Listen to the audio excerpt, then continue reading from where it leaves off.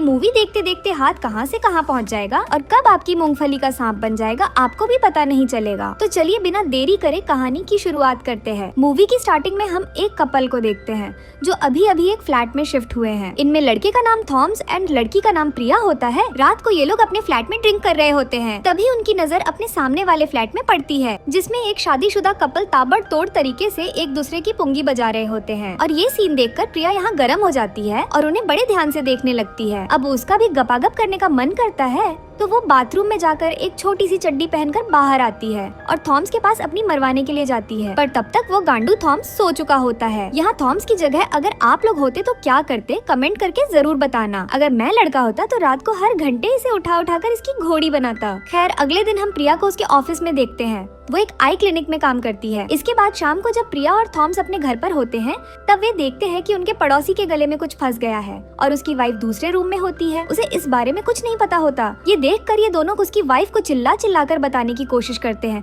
पर उसे इनकी आवाज सुनाई नहीं देती। तभी अचानक से उसकी वाइफ अपने हस्बैंड को देख लेती है और उसके पेट को दबाकर उसे झटके दे देकर उसके मुंह में फंसी हुई चीज निकाल देती है। फिर रात को हमें दिखाते हैं कि जब थॉमस सो रहा था तो प्रिया अकेले ही अपने पड़ोसी को देख रही थी। असल में वो उसकी तरफ अट्रैक्ट हो रही थी। अपने पड़ोसी को देखने में प्रिया को इतना मजा आ रहा था कि वो अगले दिन उनको देखने के लिए एक दूरबीन भी लाती है। और जब वो दोनों उस दूरबीन से देख रहे होते हैं तो उनके घर में एक मॉडल आई हुई होती है जिसे वह आदमी नंगा करके उसकी अलग अलग स्टाइल में तस्वीरें खींच रहा होता है। तस्वीरें खींचते खींचते दोनों गर्म हो जाते हैं और गपागप करके ही मानते हैं। ये नजारा देखकर थॉमस का भी मूड बन जाता है और वह प्रिया को डोगी बनाकर उसे पीछे से बजाने लगता है। ये पोजीशन प्रिया को काफी ज्यादा अच्छी लगती है। फिर अगले दिन प्रिया अपनी फ्रेंड को अपने पड़ोसियों के बारे में बताती है और बोलती है कि काश में उनकी आवाजें भी सुन पाती। तभी उसकी एक फ्रेंड बोलती है कि थॉमस ने एक ऐसी डिवाइस बनाई थी जिसके थ्रू हम किसी की आवाज सुन सकते हैं। बस फिर क्या था, प्रिया की गांड में तो था ही खड़ा बाल। वो थॉमस के पास आती है और उसे वो डिवाइस बनाने को बोलती है। थॉमस कहता है इसके लिए हमें उनके घर में एक चिप मेटल रखना होगा। तभी एक दिन ये लोग देखते हैं कि उनके घर में पार्टी चल रही है। मौके का फायदा उठाते हुए यह लोग उनके घर में चले जाते हैं। यहाँ पर प्रिया चुपचाप से उनके घर में एक मेटल पॉइंट रख देती है। दोनों अपने घर आ जाते हैं। घर आने के बाद प्रिया दूरबीन से अपने नेबर को देख रही थी। इस टाइम उनकी लड़ाई चल रही होती है। इन दोनों की काफी ज्यादा बहस होती है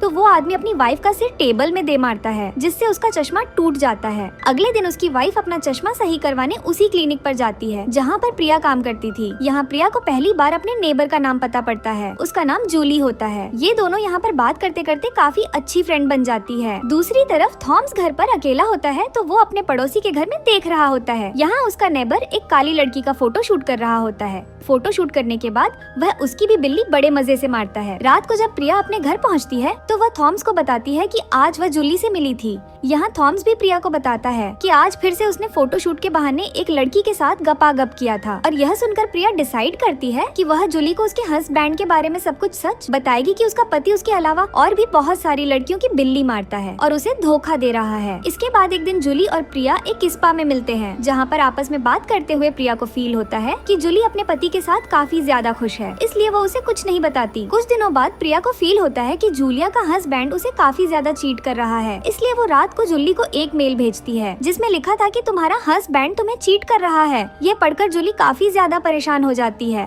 तभी प्रिया दूसरा मेल भेजती है कि अगर तुम्हें यकीन नहीं है तो तुम डस्टबिन में यूज कंडम देख सकती हो। जूली डस्टबिन में यूज कंडम देखकर और भी ज्यादा परेशान हो जाती है और एक चाकू लेकर अपने हस्बैंड के पास जाती है। प्रिया और थॉमस ये सब अपने फ्लैट से देख रहे होते हैं। उसके हाथ में चाकू देखकर ये दोनों डर जाते हैं पर यहाँ जूली कुछ भी नहीं करती। ये देखकर प्रिया और थॉमस की जान में जान आती है। इसके बाद थॉमस प्रिया से बोलता है कि तुम्हें उनकी लाइफ में ज्यादा इंटरफेयर नहीं करना चाहिए वरना ये हमारे लिए और उनके लिए दोनों के लिए बुरा हो सकता है। थॉमस की बात सुनकर प्रिया बोलती है कि वह आज के बाद उनकी लाइफ में इंटरफेयर नहीं करेगी। अगले सीन में हम देखते हैं कि जूली ने खुद को चाकू से मार लिया है। यह सब देखकर थॉमस प्रिया से बोलता है कि इसकी जिम्मेदार सिर्फ तुम हो। वो उसे वहाँ पर छोड़कर चला जाता है। इधर प्रिया अपने नेबर को ताड़ रही होती है जो कि अब काफी ज्यादा दुखी रहता था और एक दिन वह अपना गम भुलाने के लिए एक बार में जाता है जहाँ पर उसके पीछे पीछे प्रिया भी चली जाती है। यहाँ पर हमें पहली बार उसके नेबर का नाम पता पड़ता है। इसका नाम सेम होता है। सेम यहाँ प्रिया से बोलता है कि मैं भले ही काफी ज्यादा लड़कियों के साथ अपना जुगाड़ बिठाते रहता हूँ लेकिन मैं प्यार सिर्फ जूली से ही करता था। इसके बाद बात करते करते सेम प्रिया को अपने घर ले जाता है और उसे बोलता है कि तुम बहुत ज्यादा खूबसूरत हो, अगर तुम बुरा ना मानो तो क्या मैं तुम्हारी फोटोज क्लिक कर सकता हूँ। इस पर प्रिया बोलती है कि हाँ जरूर। अब ये दोनों यहाँ अपने कपड़े उतारकर फोटो शूट करने लगते हैं। फोटो शूट करते करते प्रिया का मूड बन जाता है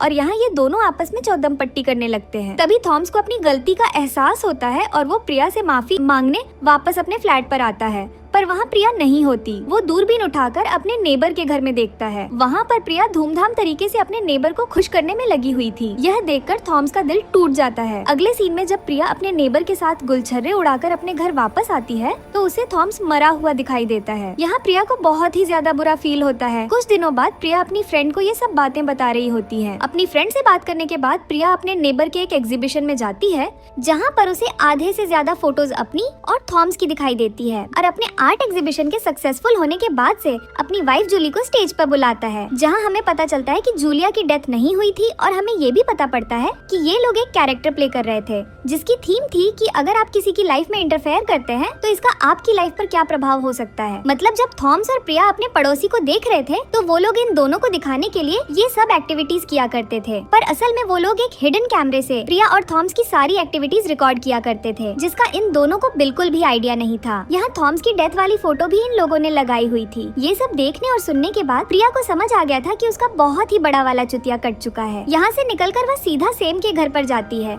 जहाँ पर उसे एक रूम में काफी सारे कैमरा और फोटोज दिखाई देते हैं, जिससे उसे सारी चीजें क्लियर हो जाती हैं कि ये सब कुछ पहले से ही प्लान था। इसके बाद हम जूली और सेम का एक इंटरव्यू देखते हैं जिसमें उनसे पूछा जाता है कि क्या थॉमस की आत्महत्या करने पर उनका हाथ है। इस पर ये लोग साफ साफ मना कर देते हैं कि हम लोग अपना काम कर रहे थे, थॉमस ने आत्महत्या खुद की है। फिर हमें ये लोग अपने घर पर एंजॉय करते हुए और वाइन पीते हुए दिखाई देते हैं, जिसे एक मैगजीन कंपनी ने उन्हें गिफ्ट किया था। और तभी उनके पास एक फैक्स आता है जिस पर लिखा होता है कि मुझे पता है थॉमस ने आत्महत्या नहीं की है, उसे मारा गया है और उसे तुम लोगों ने मारा है। तभी सेम दूरबीन के थ्रू प्रिया को देखता है। प्रिया वहाँ से भागती हुई दिखाई देती है और वो सीधे अपने ऑफिस में आ जाती है। सेम और जूली भी उसके पीछे पीछे उसके ऑफिस पहुँच जाते हैं। सेम प्रिया से पूछता है कि क्या तुम ये प्रूव कर सकती हो कि हमने ही थॉमस को मारा है, और इतना बोलते ही ये दोनों यहाँ पर बेहोश हो जाते हैं। तब हमें पता पड़ता है कि वो वाइन किसी मैगजीन कंपनी ने नहीं भेजा था, बल्कि प्रिया ने ही उसमें बेहोशी की दवा मिलाकर उन्हें दिया था। इनके बेहोश हो जाने के बाद प्रिया इन दोनों को अंधा कर देती है, जिससे कि अब ये लोग किसी और का इस तरीके से फोटो शूट ना कर सके।